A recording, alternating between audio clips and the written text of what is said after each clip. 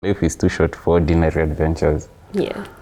In 2015, I took a border. Yeah, I rode it to South Africa for 3 months and came back. And it was so budget, kabisa. That's how we met. Actually, after I came back, and we met in a fuel station, the Lavington fuel station. Yeah. The Shell, and that was the first day we met. Yeah, and we actually didn't even talk about anything. I remember you just stood somewhere and somebody captured a picture of us, me arriving and you just getting your helmet out. But after the conversation, because he's a very quiet guy, the only thing you asked me is whether I've ever ridden out of town, and I said no. And the next thing was, would you like to ride out of town tomorrow? So yeah, our story started with to ride kesho. Because the first time we met, we were talking, and she mentioned she started riding because of her midlife crisis, and she was 40. I was like, what? Let me see your ID. And I was like, what? You don't look 40. You're looking like 28 or something. Thank you. Yeah, he doubted my age. And I think that was interesting because I never got people who, in the 4 months, it was a short time to actually just summarize the story, but I never got people who were very courageous to just come on to me and ask me for a ride or something like that. It's very normal in biking community for someone to say, we have a ride, you can join us, but a group. But this one was one person saying, I'd like to ride with you. So that was very interesting. And very spontaneous. It's very spontaneous, Yeah. which was also exciting. Yeah. Initially, I thought, I'll use this for commuting. I had not seen many of people riding out there. So for me, it was going to work, being excited on a bike, doing something different, meeting new people, because when you start riding, you meet totally new people. You have new friends all of a sudden. So that was the most exciting thing about it. And then, of course, it went further than that. My riding passion began a couple of years ago, I think 10 years ago or 11. I'm not really sure. My youth pastor then, he's called Pastor Nick Korir. He had a motorcycle. He gave me a lift to home. And when we got home, I got off the bike. I looked at him, I told him, one day I'm going to get a bike. Yeah, so we met in January 2016. Yeah.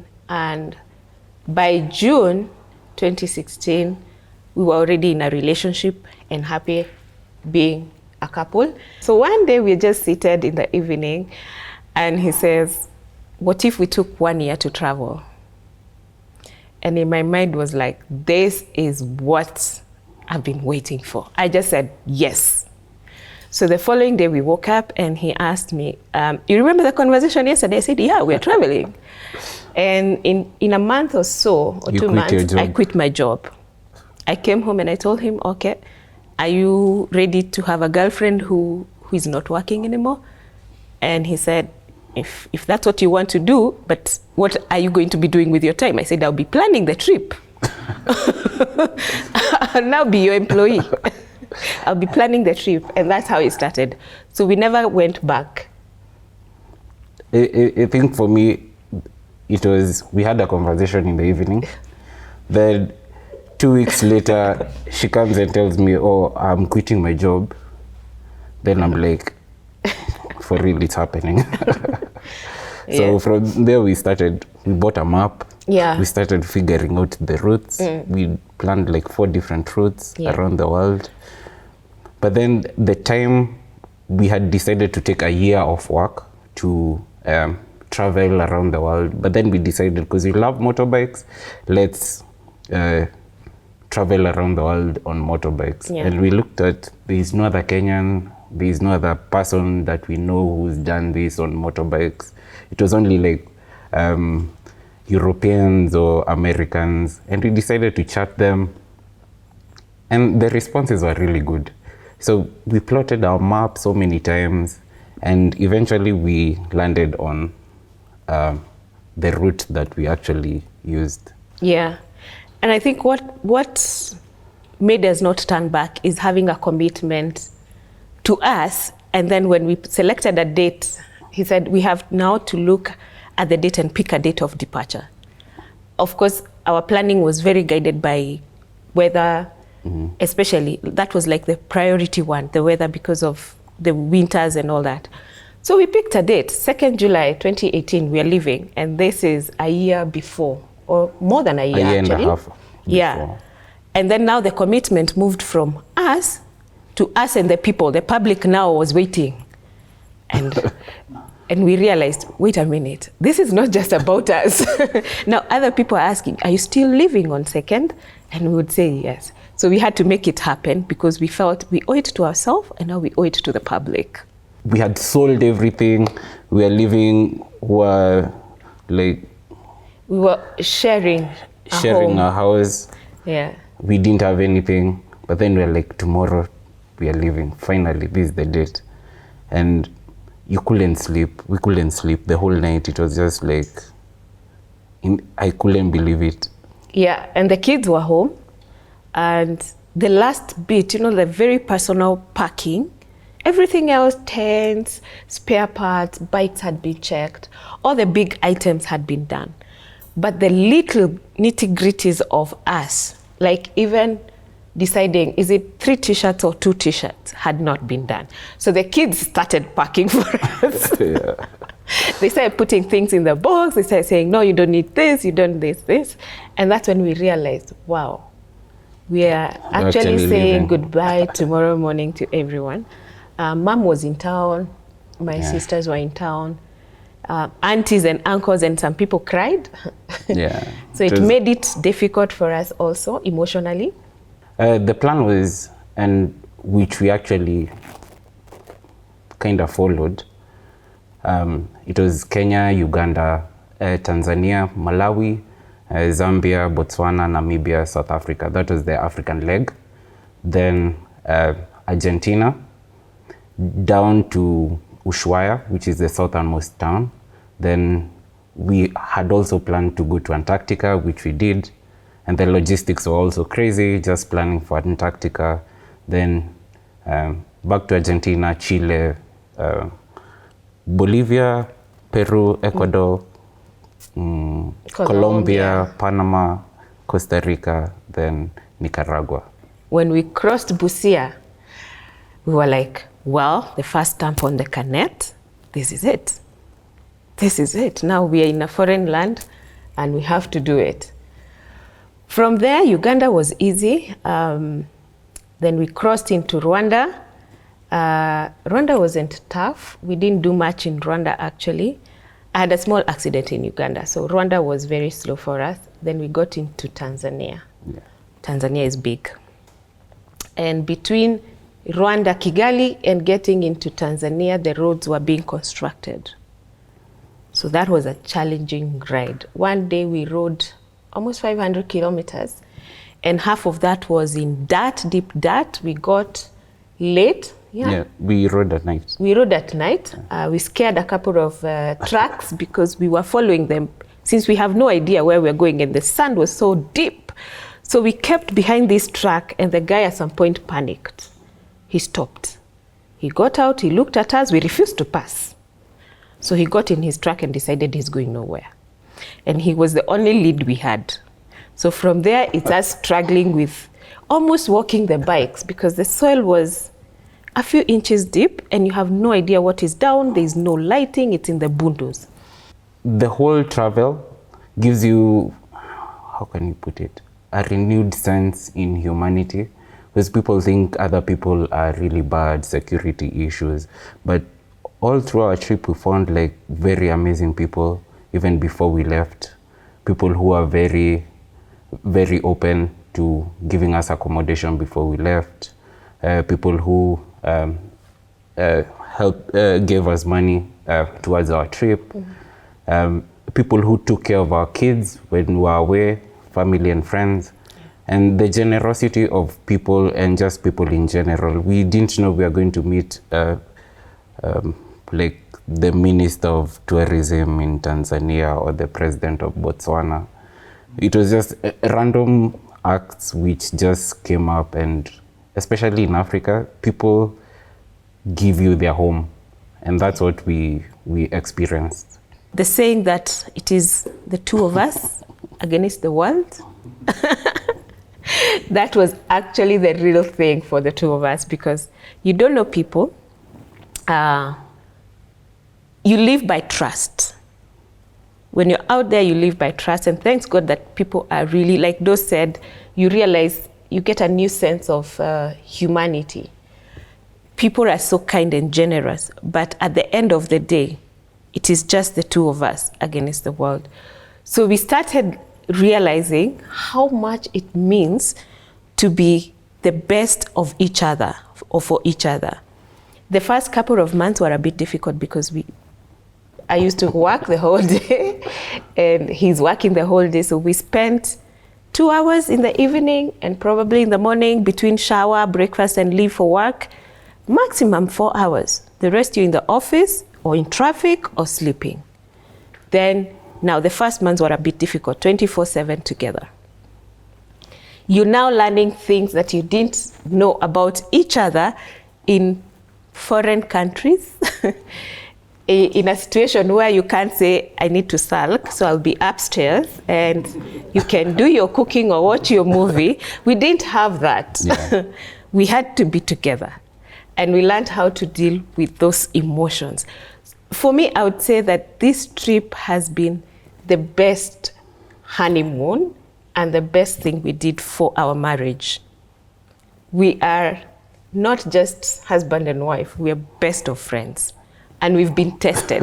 Like, we've really been tested out there in terms of our relationship. I think you didn't mention we got married like it was in April, we left in June. Yeah. So this was also, it doubled as a honeymoon. Yes, yeah. Yes.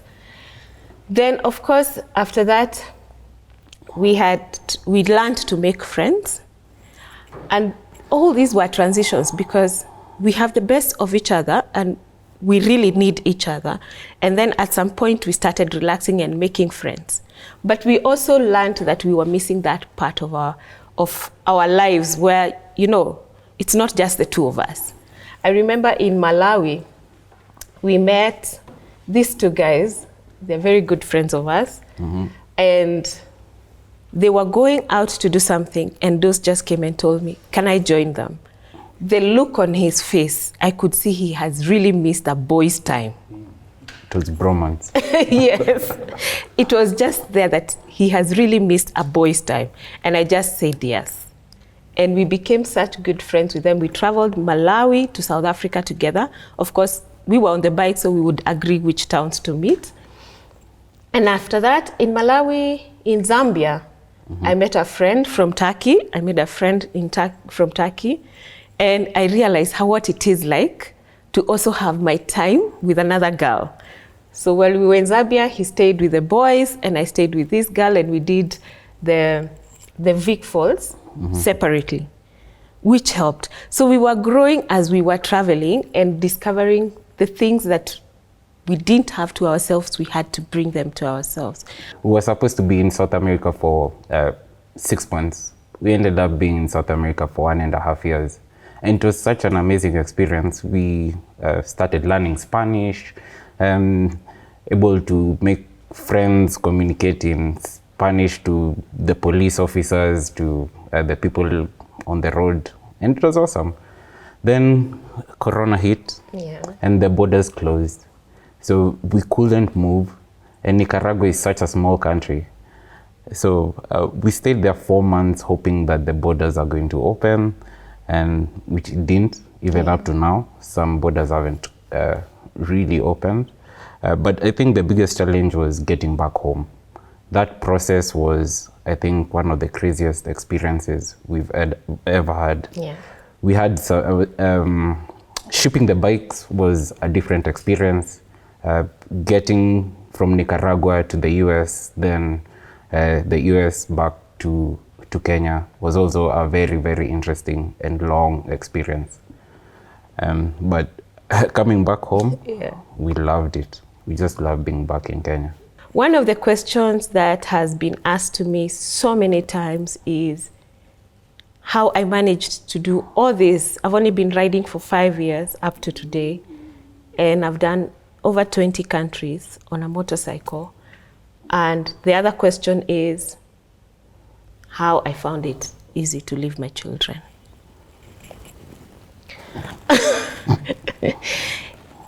A lot of women, I really can't explain that I'm not a superwoman. I'm probably very, what's the word for being, just taking things randomly. Spontaneous. I'm very spontaneous. But what this has taught me, because I've also learned from it, as much as I'm asked this question, how was it leaving your children? I would say that it wasn't easy for me. As a mother, I have questioned myself so many times.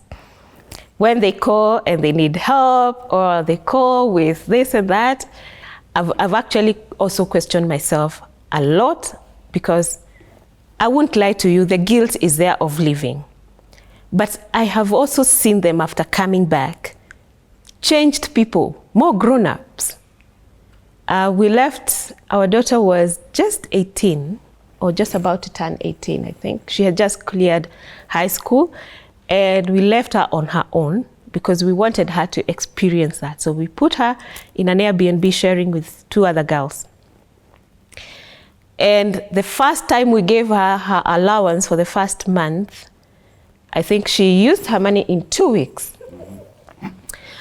She used her money in 2 weeks. But she did not tell us. So she survived on the other 2 girls saying, oh, I'm having breakfast. Would you like some bread? And she'd say, yes. I'm cooking dinner. Would you like some? Yes. But she would never tell them that she finished her money. So when she was getting the second allowance, that's when she told us, guys, I was so afraid to tell you that I spent my money in the first 2 weeks, and for the last 2 weeks, I've been relying on my housemates to share their food. I have not left the house. I've not gone anywhere. And we said, we asked her, what is the lesson that you have learned? Budgeting. Now, what you taught me about budgeting, I have seen it. So there are good things that have come out of it. We've seen them grow. We've seen them become independent and more mature. I think faster than if we had stayed at home. Which girl picks a bike, meets a guy in 6 months and decides, let's go? I guess this girl and many others that haven't discovered. I am sure there are so many other girls there that are just waiting to ride Kesho. We grow up, we go to school, get married, build a family. But for me, I believe there is more to life than that. And the world is huge. So it's not really about the money at the end of the day, or it's about the time and energy. Other things are going to work themselves out. That's why I live my life. Things will work themselves out. But if you have, especially the time, and also a bit of resources towards the passion that you have. For us is riding motorcycles. For other guys it's cycling. For other guys it's doing whatever. But if you have a passion and you want to pursue it, then go ahead and just do it. Because I think life is too short just to stay in one place.